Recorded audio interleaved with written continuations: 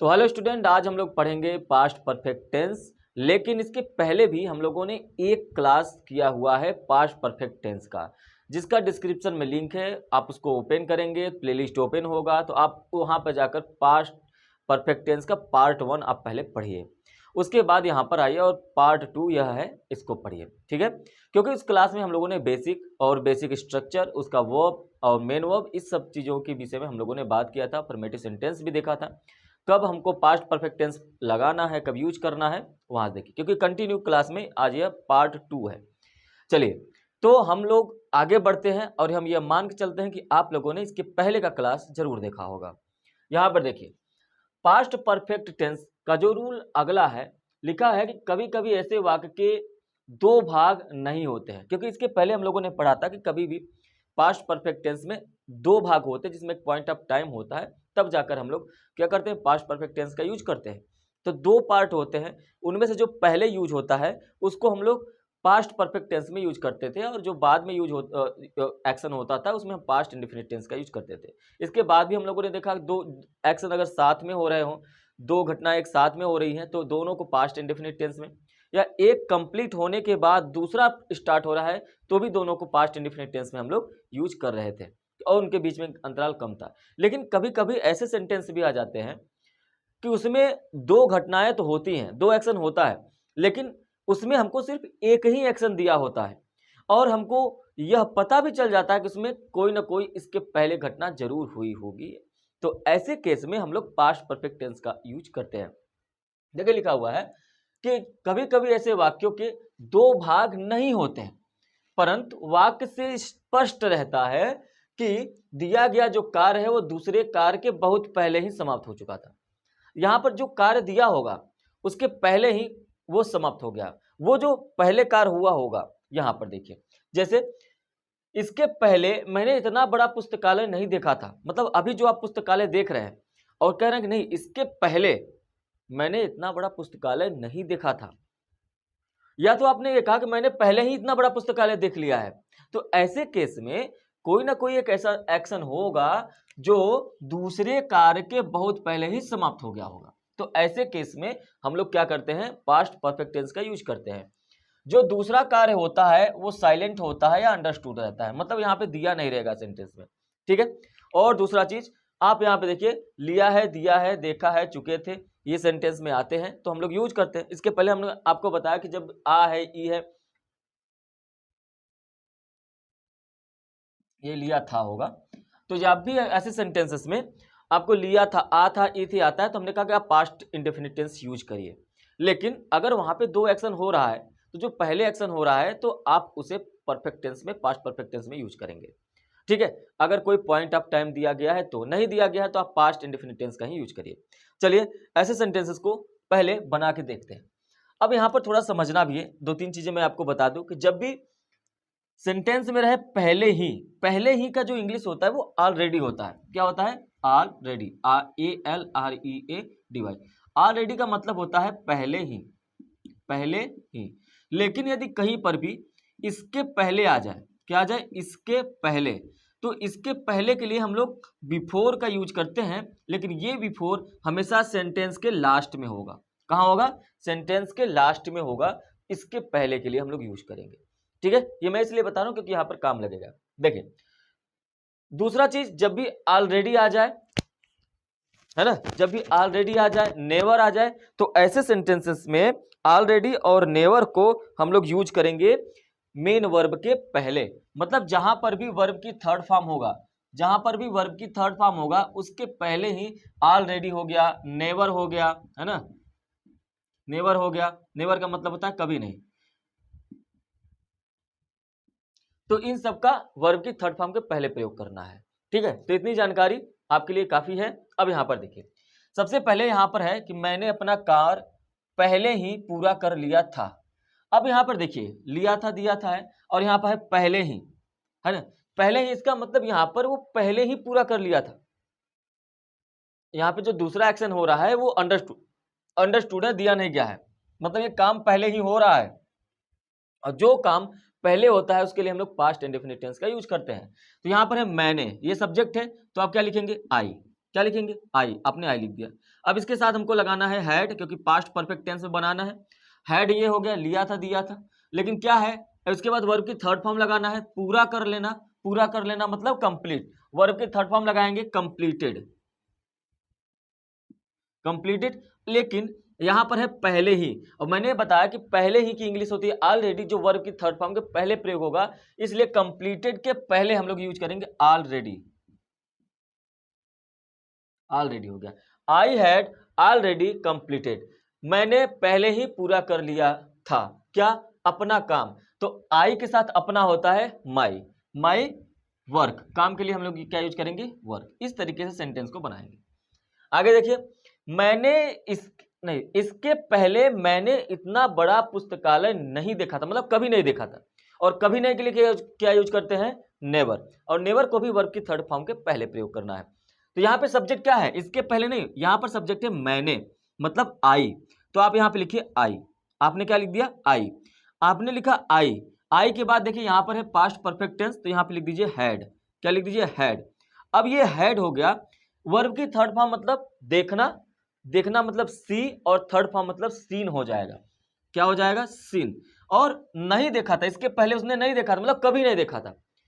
यहां पर कभी नहीं नहीं लिखा है, लेकिन आप इसे समझिए, अगर आप इसके पहले नहीं देखे थे मतलब कभी नहीं देखे थे, और कभी नहीं का मतलब होता है नेवर, जो कि थर्ड फॉर्म के पहले प्रयोग करेंगे। इसलिए सीन जो है ये थर्ड फॉर्म है, इसके पहले जो प्रयोग होगा वो होगा नेवर। क्या होगा, never. I had never seen, मैंने कभी नहीं देखा था, क्या नहीं देखा था, पुस्तकालय। वो पुस्तकालय क्या है, इतना बड़ा पुस्तकालय। सच अ बिग लाइब्रेरी, क्या करेंगे, सच अ बिग लाइब्रेरी। तो यहां पर लिख देंगे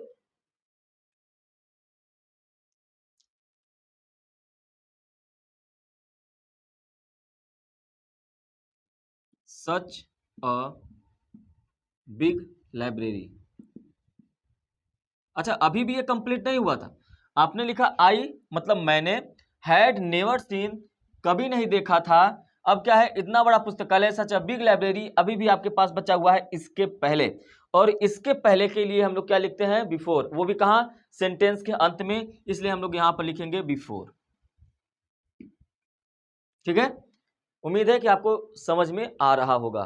ठीक है, चलिए आगे देखिए, वे लोग कई बार इसके पहले गोवा जा चुके थे, चुका था, चुकी थे आ रहे हैं, है ना। यहां पर आया इसके पहले, हमने बताया कि इसके पहले का जो इंग्लिश होगा वो बिफोर होगा और लास्ट में लिखा जाएगा, तो इसको अभी भूल जाइए। पहले लिखिए वे लोग, वे लोग के लिए हम लोग क्या लिखेंगे, दे। वे लोग के लिए क्या लिखेंगे, दे। अच्छा, जा चुके थे, दे के साथ क्या यूज करेंगे, हैड। तो वे लोग के लिए हो गया दे। अब पीछे से स्टार्ट करेंगे, जा चुके थे, चुके थे के लिए आपने लिख दिया हैड। जाना का मतलब गो होता है, और इसके लिए लिखेंगे गॉन, थर्ड फॉर्म क्या हो जाएगा, गॉन। कहां जा चुके थे, गोवा, गॉन टू गोवा। आए, अब क्या है, कई बार, क्या है, कई बार। कई बार के लिए क्या लिखेंगे, अब देखिए, अगर आप इधर से बनाते हुए आएंगे तो आप ये कहेंगे सर आपने बताया कि पीछे से बनाते हुए ऐसे आइए, लेकिन हमने कहा कि इसके पहले को सबसे लास्ट में लिखना है, तो इसको छोड़ दीजिए अभी। कई बार, सेवरल टाइम्स, सेवरल टाइम्स, कई बार। अब लिखेंगे इसके पहले, मतलब यहां पे लिख दीजिए बिफोर। इस तरीके से आपको सेंटेंस बनाना है। पहले सब्जेक्ट लिखिए, फिर पीछे से स्टार्ट करिए, पूरा का पूरा इंग्लिश में ट्रांसलेट करते चले जाइए। देखिए, मैंने पहले ही अपना घर बेच दिया था, अब पहले ही आया है, और पहले ही के लिए हम लोग क्या यूज करते हैं, ऑलरेडी, वो भी थर्ड फॉर्म के पहले। तो यहां पर आप काम करिए, मैंने के लिए क्या लिखेंगे, आई। तो आपने लिखा आई, आई के साथ बेच दिया था, यहां पे लिखेंगे हैड। हैड के बाद वर्ब की थर्ड फॉर्म आएगा सोल्ड, लेकिन ध्यान रखेंगे पहले ही जो होता है थर्ड फॉर्म के पहले ही यूज होता है, इसलिए यहां पे लिखेंगे ऑलरेडी, ऑलरेडी सोल्ड। ठीक है, मैंने बेच दिया था, आई हैड सोल्ड, पहले ही, ऑलरेडी यहां पर आपने यूज कर दिया, बचा क्या, अपना घर। आई के साथ माई यूज होता है अपना के लिए, तो my home. I had already sold my home. ठीक है, आप इसके जगह पे, होम के जगह पे हाउस भी कर सकते हैं। ठीक है, क्योंकि होम वो होता है जहां पर आपका परिवार रहता है, जहां पर आप रहते हैं, जहां पर होम स्वीट होम मतलब जहां पर सारी सभी परिवार एक साथ रहते हैं, उसे होम कहते हैं। ठीक है, तो ये हो गया आपका ट्रांसलेशन। उम्मीद है कि आपको इतना सा समझ में आया होगा। और हम लोग देखते हैं कि यहाँ पर देखिए क्या लिखा हुआ है कि पास्ट परफेक्ट टेंस हो या प्रेजेंट परफेक्ट टेंस हो, इसके साथ हम लोग सिंस या फॉर का यूज कर सकते हैं। क्योंकि आप लोगों ने जो पढ़ रखा है कि सिंस या फॉर का जो यूज है वो या तो प्रेजेंट परफेक्ट कंटिन्यूअस टेंस में या पास्ट परफेक्ट कंटिन्यूअस टेंस में या फ्यूचर परफेक्ट कंटिन्यूअस टेंस में यूज करते हैं। तो यहाँ पर आपको एक जानने वाली बात है कि जब भी हम लोग या तो प्रेजेंट परफेक्ट टेंस या पास्ट परफेक्ट टेंस का भी यूज करते हैं तो इनके साथ भी हम लोग यूज कर सकते हैं सिंस या फॉर का यूज। क्योंकि एक क्लास पूरा का पूरा हम लोगों ने सिंस और फॉर का ही पढ़ा है, तो अगर आपने नहीं देखा है तो डिस्क्रिप्शन में लिंक है, आप वहां पे जाके देख सकते हैं। देखिए जो सिंस और फॉर का यूज है, अब यहाँ पर देखिए मैं 5 दिनों से बीमार हूं, आपको कैसे पता चलेगा कि यह परफेक्ट टेंस है और हमको यहाँ पर जो है हैज बीन हैव बीन के साथ सिंस का यूज करना है। देखिए क्योंकि आपको पता है कि लास्ट में या तो चुका था चुकी थी या तो आ है ई है आता है, तो हम लोग प्रेजेंट परफेक्ट यूज करते हैं, है ना, प्रेजेंट परफेक्ट यूज करेंगे।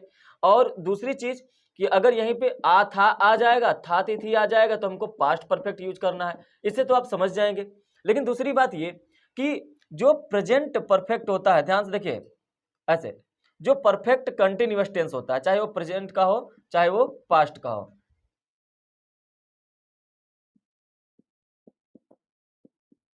तो यहां पर हम लोग क्या करते हैं, अगर वो प्रेजेंट का है तो हैज बीन के साथ वर्ब की आईएनजी फॉर्म यूज करते हैं और इसके बाद आगे चलकर सिंस या फॉर लगाते हैं। ठीक है, सिंस या फॉर लगाते हैं। अगर यही पास्ट परफेक्ट कंटिन्यूअस होता है तो यहाँ पर हैड बीन होता है और हैड बीन के साथ हम लोग वर्ब की आईएनजी फॉर्म लगाते हैं और ऐसे केस में हम आगे चलकर सिंस या फॉर लगाते हैं क्योंकि वहां पर टाइम दे रखा है। लेकिन यहां पर देखिए टाइम तो दे रखा है, जैसे यहां पर देखिए 5 दिनों से, 5 दिनों तक या 5 दिनों से, 10 वर्षों से, बचपन से, 2003 से, तो टाइम दे रखा है। और जब टाइम दे रखा है तो जाहिर सी बात है पास्ट में जाएंगे ही जाएंगे। जैसे मैंने कहा 5 दिनों से मैं बीमार हूं, तो मैं 5 दिनों से, अभी भी मैं बीमार हूं तो मैं कहूंगा 5 दिनों से बीमार हूं, तो आप पास्ट में गए कि नहीं गए? 5 दिनों से बीमार है तो पास्ट से आप प्रेजेंट में आए। तो कोई भी एक्शन अगर ऐसा होता है जो पहले से ही हो रहा हो और अभी भी जारी हो, तो उसे हम लोग कहते हैं जो है past perfect, sorry, present perfect continuous tense या पास्ट परफेक्ट कंटिन्यूअस टेंस। तो यहां पर समझिए जब ये हैज बीन हैव बीन के साथ वर्ब की आईएनजी फॉर्म तब आता है जब हम लोगों का कोई एक्शन ऐसा हो जो पास्ट में स्टार्ट हुआ अभी भी जारी हो। लेकिन यहां पर देखिए मैं 5 दिनों से बीमार हूं, यहां पर आपको यह समझना पड़ेगा कि सिंस और फॉर का जो यूज होता है वो हिंदी में से के लिए होता है। किसके लिए होता है? से। अगर कहीं पर भी कोई टाइम दे रखा हो और टाइम के पहले से लगा हो तो हम लोग यूज करते हैं इसके लिए सिंस या फॉर। टाइम का मतलब से 5 बजे से, 6 बजे से, 4 साल से, तो ऐसे में से के लिए हम लोग क्या यूज करेंगे? सिंस या फॉर यूज करेंगे। इसके पहले टाइम होगा। यहां आप देखिए हर जगह से है, यहां पर तक है, तक इसलिए होता है क्योंकि पास्ट का है। तो ऐसे में हम लोग परफेक्ट टेंस यूज करेंगे। तो यहां पर देखिए पहले वाले सेंटेंस को अगर हम बनाए, मैं लिखा हुआ है मैं 5 दिनों तक, अच्छा यहाँ पे मैं 5 दिनों से बीमार हूं, तो पहले मैं सब्जेक्ट लिखेंगे आई, आई आपने लिखा। अब हमको पता है कि हम पीछे से बनाएंगे बीमार हूं। अगर आप देखें बीमार हूं तो यहां पर आपको यूज करना पड़ेगा परफेक्ट। परफेक्ट के लिए हम लोग यूज करेंगे हैव, आई के साथ क्या लगता है? हैव। अब परफेक्ट टेंस है तो थर्ड फॉर्म चाहिए। थर्ड फॉर्म में यहाँ पे कोई देखिए एक्शन नहीं हो रहा है। जैसे आपने कहा कि मैं गोवा जा चुका हूं, तो जाने का एक्शन हो रहा है ना, यहाँ पर कोई एक्शन हो रहा है नहीं। तो ऐसे केस में हम लोग बीन का यूज करते हैं, थर्ड फॉर्म लगाते हैं। तो ये हमारा परफेक्ट टेंस बन गया और यहाँ पे हैव के साथ परफेक्ट टेंस बन गया। अब इसके बाद क्या है? हूं के लिए अब क्या है? बीमार। तो यहाँ पे बीमार के लिए क्या लगाएंगे? इल। और आगे बढ़ेंगे तो लिखा है 5 दिनों से के लिए हम लोग क्या लगाएंगे? सिंस या फॉर। अब 5 दिनों के लिए यहाँ पे लगेगा फॉर 5 डेज, फॉर 5 डेज हो जाएगा। ठीक है, इसी तरीके से इस सेंटेंस में अगर आप देखें मैं 5 दिनों से बीमार था, अब ये था आ गया मतलब यहाँ पे हैड बीन का यूज होगा। ठीक है, तो आई यहाँ पे यूज करेंगे आई। अब क्या यूज करेंगे? Had been, I had been. अब क्या थे? आप बीमार थे तो आपने यूज किया इल। अच्छा, ऐसे केस में आप ये भी बोल सकते हैं मैं 5 दिनों तक बीमार था, या तो मैं 5 दिनों से बीमार था, दोनों का मतलब एक ही होता है। आई हैड बीन इल क्या है? 5 दिनों तक या 5 दिनों से, तो आप यहां पे यूज करेंगे फॉर 5 डेज। नेक्स्ट देखिए मैं 10 वर्षों से एक शिक्षक हूं। मैं मतलब आई, हूँ है, अगर यहाँ पे था होता तो हैड बीन लगाते, हूँ है तो आई के साथ हैव लगता है तो हैव कर लीजिए, आई हैव और बिन लगाइए। बिन क्यों लग रहा है? क्योंकि समय दे रखा है 10 वर्षों से, तो यहाँ पे बिन लग गया। अब क्या है? आई हैव बिन क्या है भाई? एक शिक्षक, तो अ टीचर, अ टीचर 10 वर्षों से। अब से के लिए क्या लगाएंगे? अभी यहाँ पे फॉर।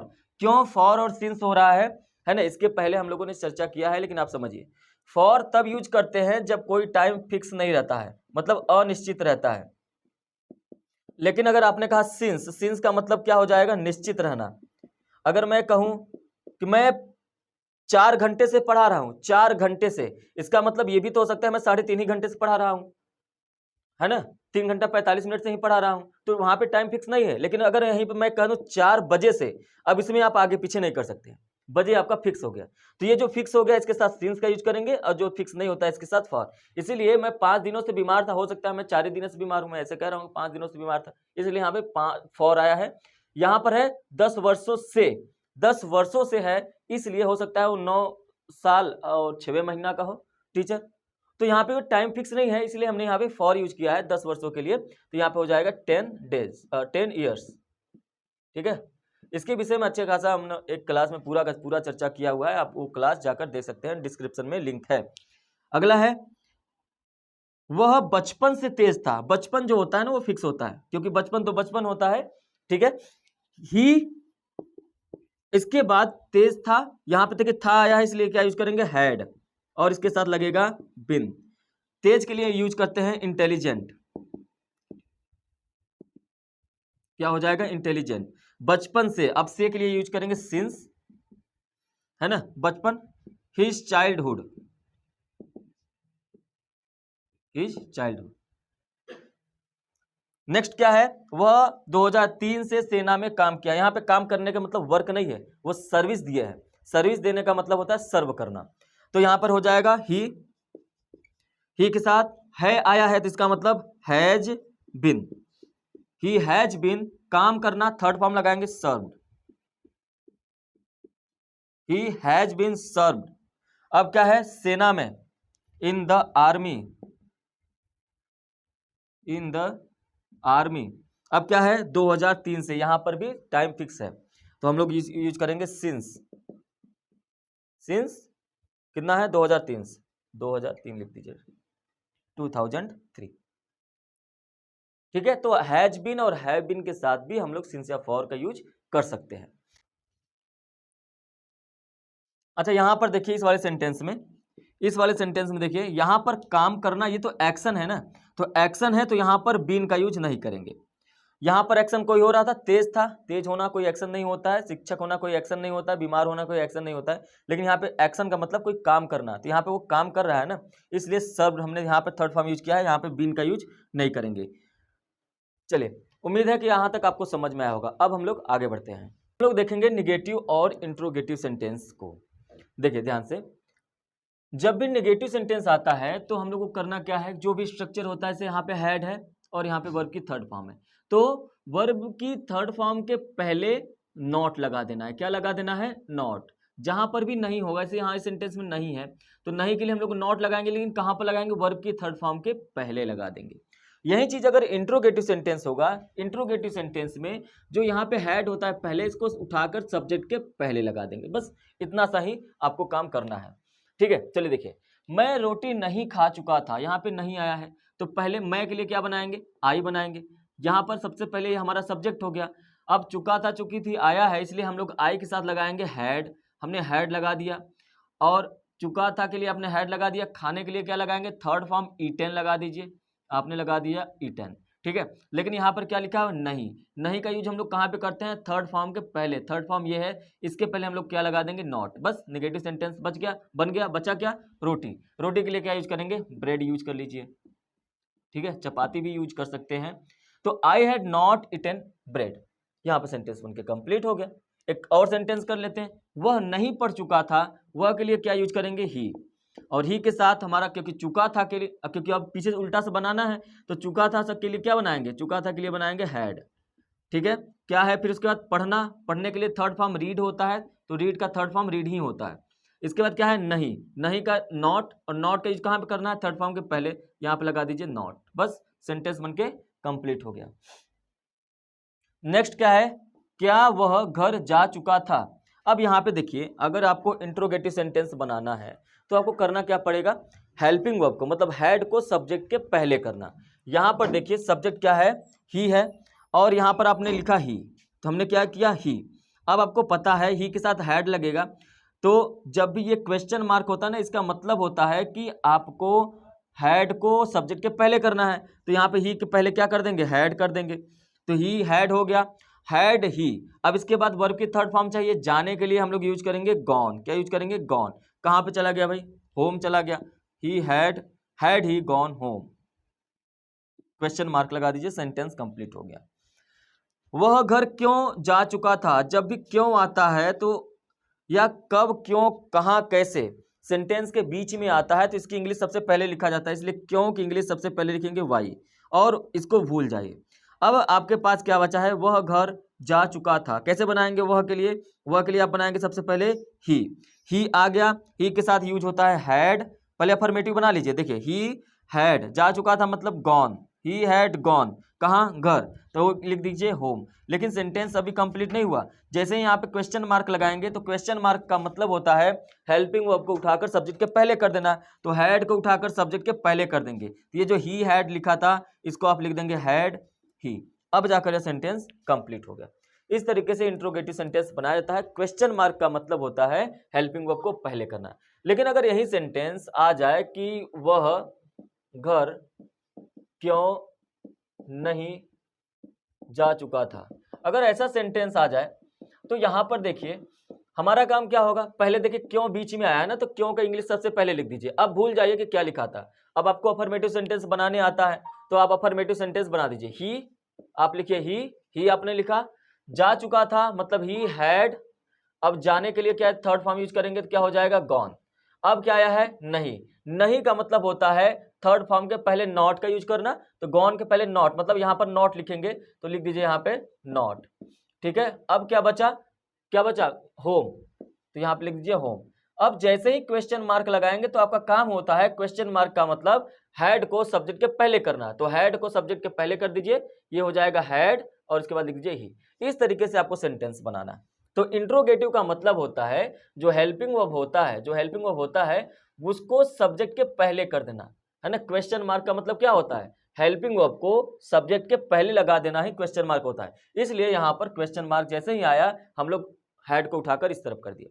इस तरीके से आप सेंटेंस को बनाएंगे तो बहुत ही आसानी से सारे सेंटेंसेस कंप्लीट हो जाएंगे।